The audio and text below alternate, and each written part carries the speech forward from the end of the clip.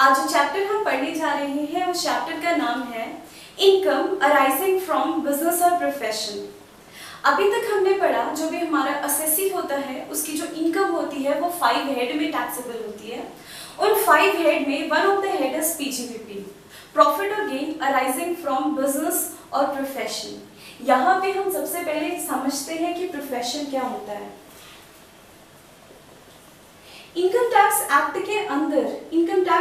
के अंदर 11 specified profession है, जिनके अंदर डॉक्टर आते हैं, जिनके अंदर इंजीनियर आते हैं, जिनके अंदर चार्टर्ड अकाउंटेंट आते हैं, कंपनी सेक्रेटरी आती है। इसे हम चैप्टर के अंदर और डिटेल में पढ़ेंगे। 11 स्पेसिफाइड प्रोफेशन है।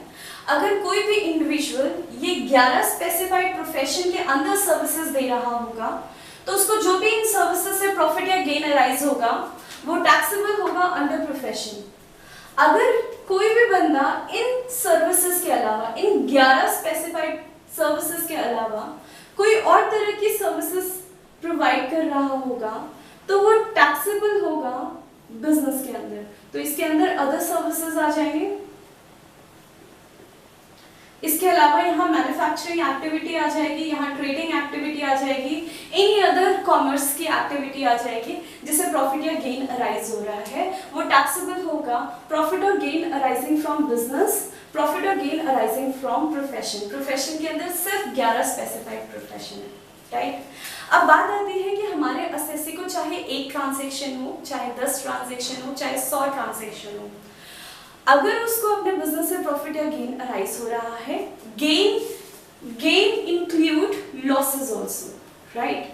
गेन का मतलब सिर्फ ये नहीं है कि हम सिर्फ गेन कंसीडर कर रहे हैं। अगर लॉसेस भी हो रहा है, चाहे 1 ट्रांजेक्शन से हो रहा हो, चाहे 10 ट्रांजेक्शन से हो रहा हो, चाहे 100 ट्रांजेक्शन से हो रहा हो, असेसी को वो सारी ट्रांजेक्शन रिपोर्ट करनी होती है और बताना होता है उससे जो भी प्रॉफिट, गेन और लॉसेस अराइज हो रहे हैं अपने बिजनेस या प्रोफेशन के अंदर, राइट।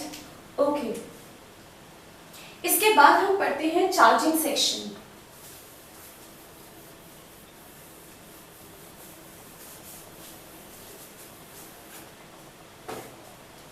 सेक्शन 28 है इनकम टैक्स एक्ट के अंदर। सेक्शन 28 है जो चार्जिंग सेक्शन है, जो हमें ये बताता है कि यहाँ पे कौन कौन सी इनकम पीजीबीपी में टैक्सेबल होती है, राइट। चार्जिंग सेक्शन है तो सबसे पहले चार्जिंग सेक्शन हमें क्या बता रहा है? Profit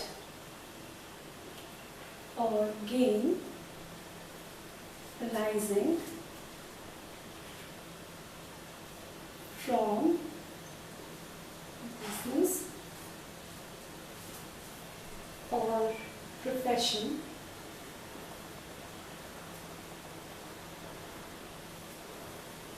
during previous year. हमारा असेसी था, बिजनेस या प्रोफेशन में लगा हुआ था।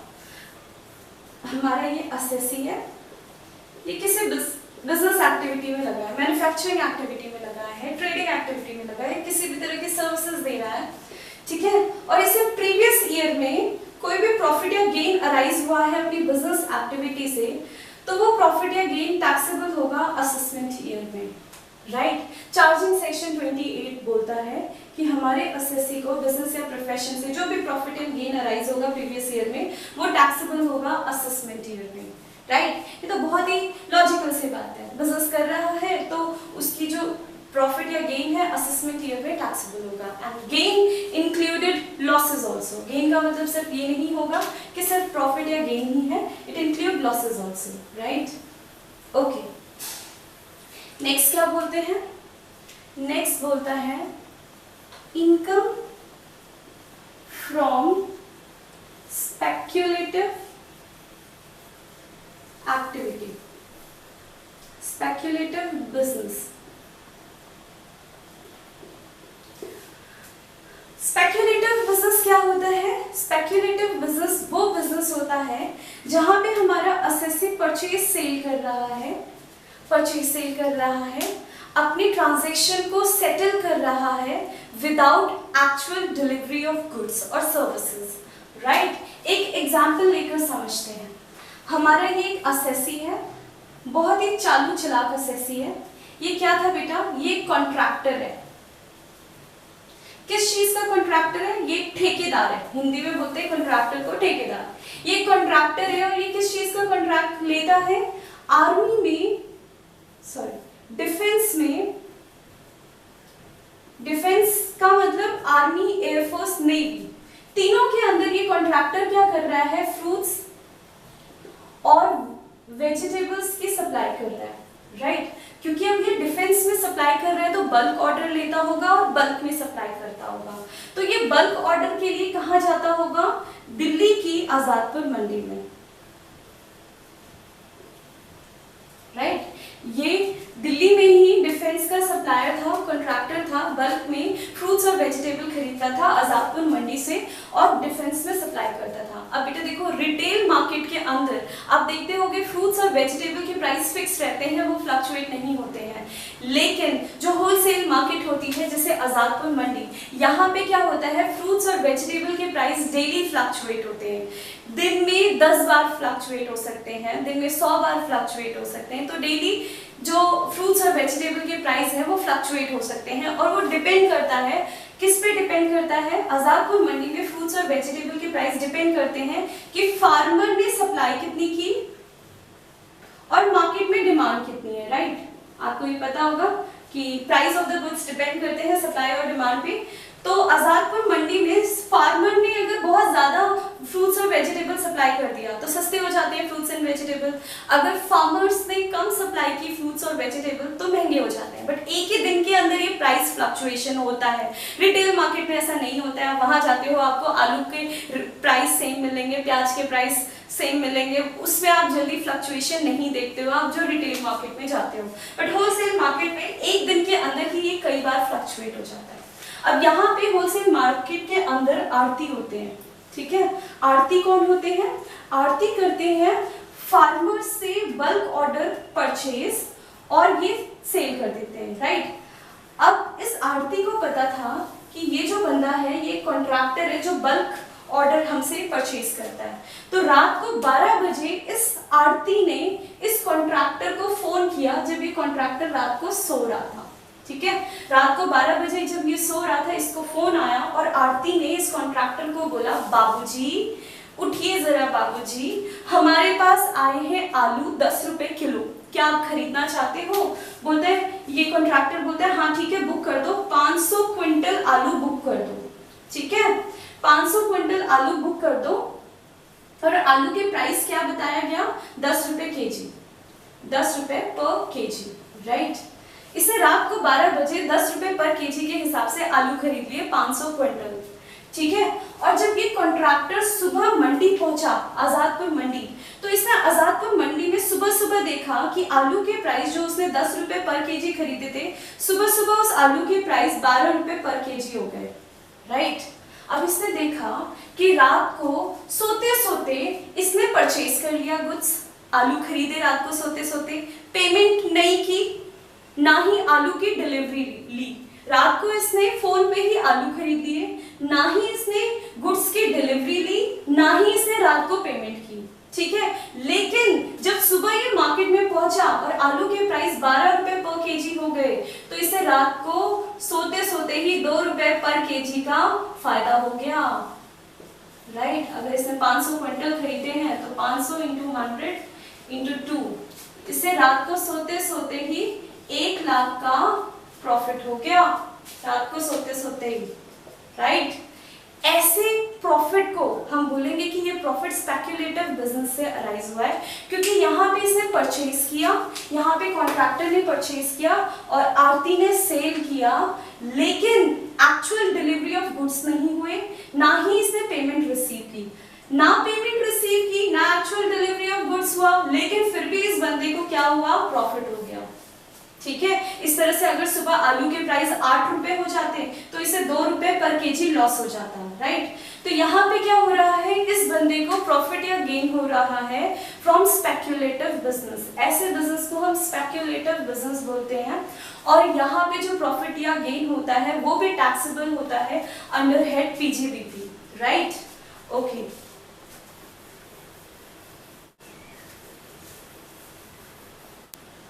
नेक्स्ट है gift received from client. Gift receive from client, इसको समझते हैं। हमारा ये एक असेसी था, हमारा ये एक असेसी था, राइट। सपोज ये एक लॉयर था, राइट, एक लॉयर था और ये इसका क्लाइंट, राइट। इसने इसके लिए कोई सर्विस दी, इस लॉयर ने अपने क्लाइंट को कोई सर्विस दी। तो अगर कोई लॉयर अपने क्लाइंट को सर्विस देगा तो बदले में क्या रिसीव करेगा? Consideration, right. कंसीडरेशन रिसीव करेगा, चाहे वो कैश में रिसीव करे चाहे वो काइंड में रिसीव करे, बट क्या रिसीव करेगा? कंसीडरेशन। किस लिए? जब लॉयर अपने क्लाइंट को कोई सर्विस देगा। अब हमने बात की कि अगर हमारा जो भी असेसी है उसको अपने क्लाइंट से कोई गिफ्ट मिलता है, हम उसे भी बिजनेस की इनकम मान लेंगे। क्योंकि आप देखो बेटा कि यहाँ पे ये जो हमारा असेसी है इसको अपने क्लाइंट से कुछ भी गिफ्ट में क्यों रिसीव मिले, कुछ भी गिफ्ट में क्यों रिसीव करेगा? हमारा ये जो असेसी है अपने क्लाइंट से कुछ भी गिफ्ट क्यों रिसीव करेगा? ठीक है, हम वैसे जनरली बोलते हैं कि गिफ्ट जो होता है वो टैक्सेबल होता है अदर सोर्स में। अगर एम्प्लॉय को एम्प्लॉयर से गिफ्ट मिल रहा है तो वो सैलरी में कंसीडर हो जाता था, हमने पढ़ा था। एम्प्लॉयर अपने एम्प्लॉय को किसी भी तरह की पेमेंट करता था वो सैलरी में कंसीडर हो जाता था, राइट। वैसे ही यहाँ पे अगर हमारे असेसी को अपने क्लाइंट से कुछ भी मिलेगा, चाहे कैश में मिले चाहे काइंड में मिले चाहे गिफ्ट मिले, हम मान लेंगे कि इसको जो कुछ भी मिल रहा है वो सिर्फ इसलिए मिल रहा है क्योंकि इस बंदे ने इसको कोई सर्विस दी थी और उस सर्विस का वो कंसीडरेशन है, राइट। ये गिफ्ट नहीं माना जाएगा, अदर सोर्स में टैक्स नहीं होगा, राइट। तो यहाँ पे हम क्या बोल रहे हैं? अगर हमारे असेसी को अपने क्लाइंट से कोई भी गिफ्ट मिल रहा है वो गिफ्ट हम क्या करेंगे? बिजनेस की इनकम मान लेंगे, ठीक है। वो गिफ्ट अदर सोर्स में टैक्सेबल नहीं होगा, अदर सोर्स की एग्जेम्पशन और बेनिफिट इसको नहीं मिलेंगे, राइट। तो ये इसकी बिजनेस की इनकम बन जाएगा अगर इसको क्लाइंट से कोई भी गिफ्ट मिलता है, राइट। ओके, नेक्स्ट है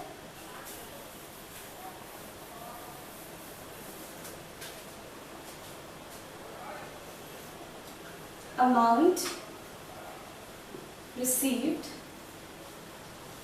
under Cayman इंश्योरेंस। अब यहां समझते हैं कीमन इंश्योरेंस क्या होता है, ठीक है। ये हमारा असेसी, राइट, इसका अच्छा खासा बिजनेस चल रहा है, ठीक है। लेकिन इसके बिजनेस के अंदर इसका एक ये एम्प्लॉय है, ये बहुत ही इंपॉर्टेंट एम्प्लॉय है। इसको पता है कि अगर मेरा ये एम्प्लॉय मेरा बिजनेस छोड़ के चला गया ना, या इसको कुछ हो गया, इसका एक्सीडेंट हो गया, इसकी डेथ हो गई, तो मेरे बिजनेस को ह्यूज लॉस हो सकता है। ये मेरे लिए इतना इंपॉर्टेंट एम्प्लॉय है, ठीक है। तो हमारा असेसी क्या करता है? ऐसे एम्प्लॉय का इंश्योरेंस करा लेता है कि इन केस अगर इसकी डेथ हो जाती है या ये मेरे ऑर्गेनाइजेशन को छोड़ के चला जाता है तो मुझे क्या मिलेगा? इंश्योरेंस का कोई अश्योर्ड सम मिल जाएगा, जिसके लिए इंश्योरेंस की कोई प्रीमियम भी पे करता होगा। अगर इस बंदे ने अपने ऐसे कुछ की एम्प्लॉय के लिए या कोई की और कोई पर्सन है जो एम्प्लॉय ना होकर अदर पर्सन है बट वेरी इंपॉर्टेंट है बिजनेस के लिए, अगर ऐसे बंदों के लिए इसने इंश्योरेंस कराया है, प्रीमियम पे कर रहा है, ठीक है, और इंश्योरेंस का क्लेम रिसीव कर रहा है हमारा असेसी, तो इस केस में जो भी इंश्योरेंस का क्लेम हमारा असेसी रिसीव करेगा वो इनकम हो जाएगी बिजनेस की, राइट, और वो पीजीबीपी में टैक्स होगी, ठीक है।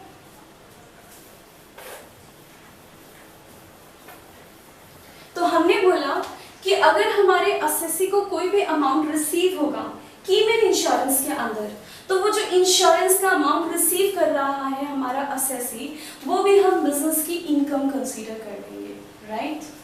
ओके, नेक्स्ट है कैश और kind received under an agreement of non-competency or for not pursuing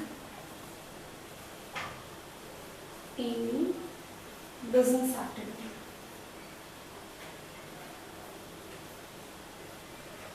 इसको समझते हैं। सपोज हमारा ये एक बंदा था, ठीक है, इसके द्वारका के अंदर बहुत अच्छी फूड चेन चल रही थी, फूड चेन चल रही थी और बहुत अच्छा प्रॉफिट कमा रहा था हमारा ये बंदा द्वारका में, राइट, बहुत अच्छा प्रॉफिट कमा रहा था, ठीक है। अब इस बंदे ने सोचा कि चलो अपना बिजनेस थोड़ा एक्सपैंड करते हैं, तो इस बंदे ने क्या किया, द्वारका से हटकर ये चला गया विकासपुरी में, राइट।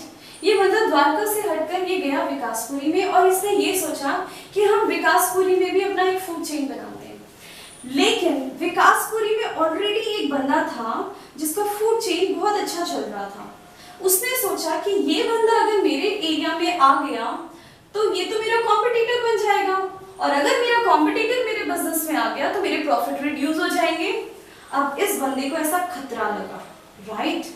अब इस बंदे ने क्या किया, ये बंदा तुरंत इस बंदे के पास भागता हुआ गया, बोलता देख भाई हम दोनों ना एग्रीमेंट करते हैं, तू भी कमा मैं भी कमाता हूँ, एक एग्रीमेंट कर लेते हैं, आने वाले 15 सालों तक तो तू मेरे एरिया में कोई फूड चेन नहीं खोलेगा, मेरे एरिया में तू नहीं आएगा। तो ये बोलेगा क्या दादागिरी है, दादागिरी है, हाँ ऐसे कैसे, मैं तो आऊंगा, मैं तो खोलूंगा, कोई किसी को एज पर लॉ बिजनेस करने के लिए मना नहीं कर सकता है। तो इसने बोला सुन मेरी बात सुन, तू 15 साल तक तो तू मेरे एरिया में बिजनेस करने मत आना, लेकिन मैं तुझे कंसिडरेशन दे रहा हूँ इसके लिए, तू ले ले मुझसे 100 करोड़, ठीक है, 100 करोड़ ले ले तू मुझसे, ठीक है, और आने वाले 15 सालों में तू मेरे एरिया में आकर कोई बिजनेस नहीं करेगा, ठीक है। अब ये बंदा सोचेगा कि यार मुझे बिना कुछ किए बैठे बैठे 100 करोड़ रुपए मिल गए, चलो छोड़ो एग्रीमेंट कर लेते हैं, 15 साल तक हम यहाँ इसके एरिया में कोई बिजनेस नहीं करेंगे, हम कहीं और एरिया, कहीं और मार्केट ढूंढ लेंगे, कोई और एरिया देख लेंगे, राइट।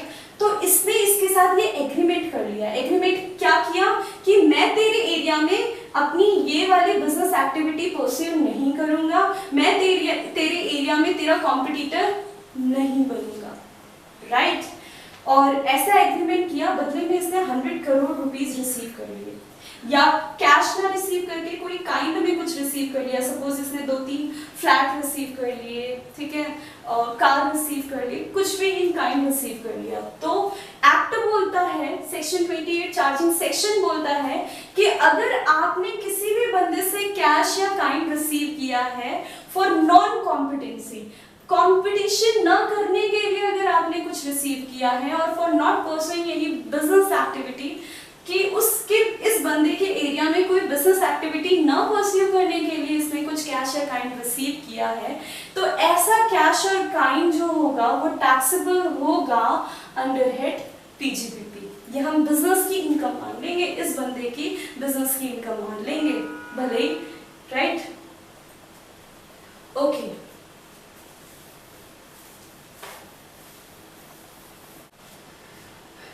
नेक्स्ट है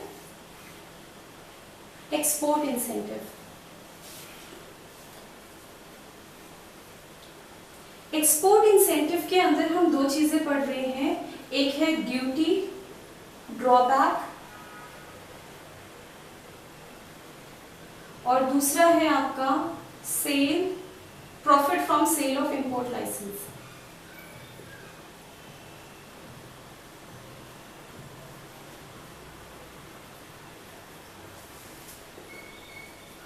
इसको समझते हैं, ये क्या होता है, profit from sale of import licence क्या होता है और ड्यूटी ड्रॉबैक क्या होता है, इसको समझते हैं। फॉर एग्जाम्पल ये रहा हमारा इंडिया, राइट, ये हमारा इंडिया है, और इंडिया में आप क्या कर रहे हो, कुछ गुड्स मैन्युफैक्चर कर रहे हो, प्रोडक्शन कर रहे हो, और प्रोडक्शन करके क्या कर रहे हो, उसे इंडिया के बाहर एक्सपोर्ट कर रहे हो, राइट। आप इंडिया में गुड्स मैन्युफैक्चर कर रहे हो और मैन्युफैक्चर करके गुड्स इंडिया के बाहर एक्सपोर्ट कर रहे हो, राइट। तो ऐसे केस में अगर आप इंडिया में गुड्स परचेज कर रहे हो, जो भी रॉ मटेरियल परचेज कर रहे होगे, उन परचेज पे, रॉ मटेरियल पे जो भी आप ड्यूटी पे कर रहे होगे, ठीक है, जो भी आप इनपुट टैक्स पे कर रहे होगे, उस इनपुट टैक्स, उस ड्यूटी का हम क्या करेंगे, हमारा ये जो एसएससी है प्रोडक्शन में लगा हुआ है, इसको हम इस ड्यूटी और टैक्स का रिफंड पे कर देंगे, राइट? इसको बोलते हैं हम ड्यूटी ड्रॉबैक, ठीक है? हमारा एसएससी जो क्या कर रहा है, इंडिया में गुड्स प्रोड्यूस कर रहा है और प्रोडक्शन करके सारे गुड्स एक्सपोर्ट कर रहा है। ऐसे केस में अगर हमारा एसएससी कुछ रॉ मटेरियल परचेज करता है और रॉ मटेरियल पे कोई भी इनपुट ड्यूटी पे कर रहा है, कोई भी इनपुट टैक्स पे कर रहा है, तो हम एसएससी को इसने जो भी ड्यूटी और टैक्स पे किए उसका सारा रिफंड दे देंगे एसएससी को, जिसको हम बोलते हैं ड्यूटी ड्रॉबैक, ठीक है? अब ऐसा क्यों कर रही है? उसने गवर्नमेंट को इनपुट टैक्स दिया है रॉ मटेरियल पे और वो सारा टैक्स गवर्नमेंट उसे रिफंड कर रही है और उसे ड्यूटी ड्रॉबैक बोला जा रहा है। ऐसा क्यों किया जाता है? क्योंकि हम क्या करना चाहते हैं, इंडिया में प्रोडक्शन को बढ़ाना चाहते हैं, ठीक है? क्योंकि अगर इंडिया में प्रोडक्शन बढ़ेगा तो उसके फेवरेबल इफेक्ट होंगे, जीडीपी बढ़ेगी, कंट्री के अंदर एम्प्लॉयमेंट जनरेट होगा और भी बहुत सारे फेवरेबल इफेक्ट होंगे। तो उसको बढ़ाने के लिए इंडिया में हम प्रोडक्शन बढ़ाना चाहते हैं, जिसके लिए हम अपने एसएससी को इनकरेज कर रहे हैं कि देखो आप इंडिया में प्रोडक्शन करो, एक्सपोर्ट करोगे तो भी आपको कुछ टैक्स नहीं पे करना। इनफैक्ट अगर आपने जो भी रॉ मटेरियल यूज किया होगा उस पर जो भी टैक्स पे किए होंगे, जो भी ड्यूटी पे की होगी, सारा ड्यूटी और टैक्स का हम आपको क्या करेंगे, रिफंड दे देंगे, वापस ले जाओ सारा टैक्स, सारी ड्यूटी वापस ले जाओ, जो ड्यूटी ड्रॉबैक के नाम पे एसएससी को वापस मिल जाएगी। अब देखो जनरली इसका क्या होगा, जब आपने टैक्स पे किया होगा या ड्यूटी पे की होगी रॉ मटेरियल पे, तो उस ड्यूटी या टैक्स को आपने एक्सपेंडिचर शो किया होगा, राइट? और वही अमाउंट जब आपको रिफंड मिल रहा है तो वो क्या बन जाती है आपकी, वो आपकी इनकम बन जाती है और इनकम बन के वो सेक्शन 28 के अंदर टैक्सेबल हो जाती है पीजीबीपी हेड के अंदर, राइट? तो जो भी आपको ड्यूटी ड्रॉबैक मिलता है वो duty drawback profit and gain माना जाता है बिजनेस और प्रोफेशन से और वो टैक्सेबल होता है पीजीबीपी में, right? Okay,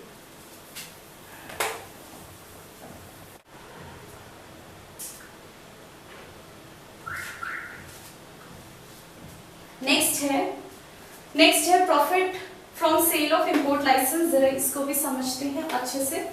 profit from sale of import licence, suppose ये इंडिया है हमारा,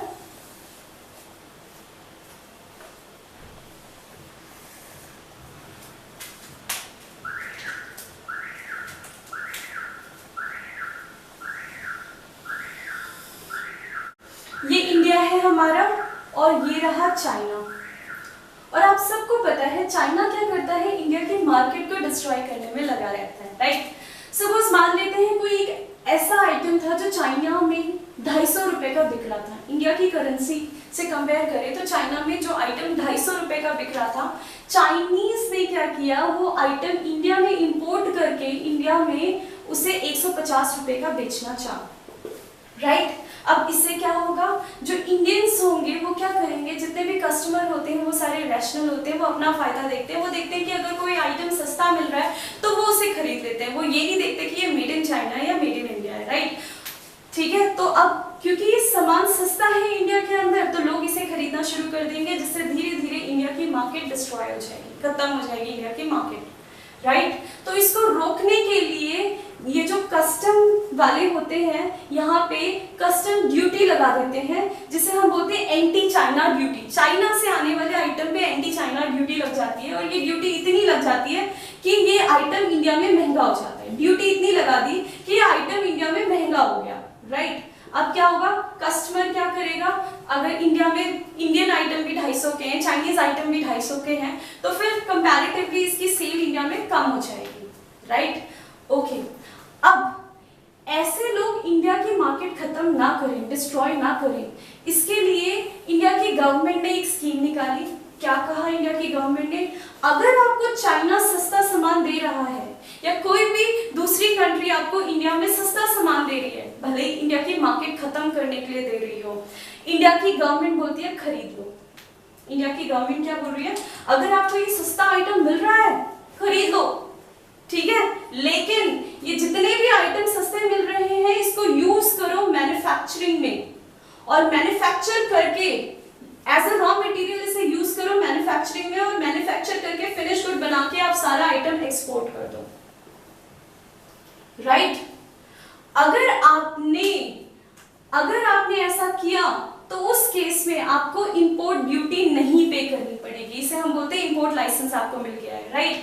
तो इस केस में ये आइटम आपको सस्ता ही मिलेगा, आपको ये जो एक्स्ट्रा इंपोर्ट ड्यूटी देनी, तो ये जो इंपोर्ट लाइसेंस आपको मिला जिसकी वजह से आपको क्या करना पड़ रहा है, ये जो आइटम आप इंपोर्ट कर रहे हो उस पर आप इंपोर्ट ड्यूटी नहीं दे रहे हो, ठीक है। ये आइटम वैसे तो कितने का इंडिया में आ रहा था, 150 का आ रहा था, राइट। और इस पे इंपोर्ट ड्यूटी कितनी लग रही थी, 100 रुपीज लग रही थी, जिसकी वजह से ये आइटम इंडिया में महंगा हो गया, 250 हो गया, राइट। अब ये इंडिया में जो प्रोडक्शन हो रहा है, मैन्युफैक्चरिंग हो रही है, उस मार्केट को ये डिस्ट्रॉय नहीं करेगा क्योंकि अब ये आइटम महंगा हो गया है। लेकिन अगर आपके पास इंपोर्ट लाइसेंस है तो इस आइटम को आप 150 में ही खरीद के ला सकते हो, आपको इंपोर्ट ड्यूटी पे करने की जरूरत नहीं होगी। आप आइटम को सस्ता खरीदो, इंडिया की गवर्नमेंट बोल रही है कि आप आइटम को सस्ता खरीदो और सस्ते आइटम को आप यूज करो मैन्युफैक्चरिंग प्रोसेस में, इंडिया में प्रोडक्शन करो, ठीक है। क्योंकि आपको पता है इंडिया में प्रोडक्शन होगा तो उसके फेवरेबल इफेक्ट होते हैं, इंडिया में एम्प्लॉयमेंट जनरेट होता है, जीडीपी बढ़ती है।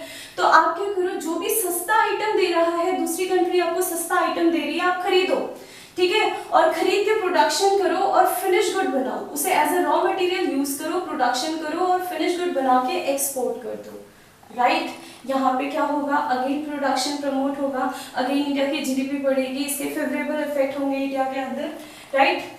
तो ऐसे केस में ये जो आपको लाइसेंस मिला है, ये इंपोर्ट लाइसेंस है जिसपे आप इंपोर्ट तो कर रहे हो बट इंपोर्ट ड्यूटी पे करने की जरूरत नहीं है, और आप सामान सस्ता खरीद के ला रहे हो इंडिया में, लेकिन उसे यूज कर रहे हो प्रोडक्शन में और प्रोडक्शन करके आउटपुट को एक्सपोर्ट कर रहे हो इंडिया के बाहर। ऐसे लाइसेंस को हम बोल रहे हैं ये इंपोर्ट लाइसेंस होता है, राइट। और ये जब इंपोर्ट लाइसेंस आप सेल करते हो तो आपको जो भी प्रॉफिट होता है इंपोर्ट लाइसेंस के सेल करने पे, जो भी प्रॉफिट होगा वो प्रॉफिट भी टैक्सेबल होगा अंडर हेड पीजीबीपी, राइट।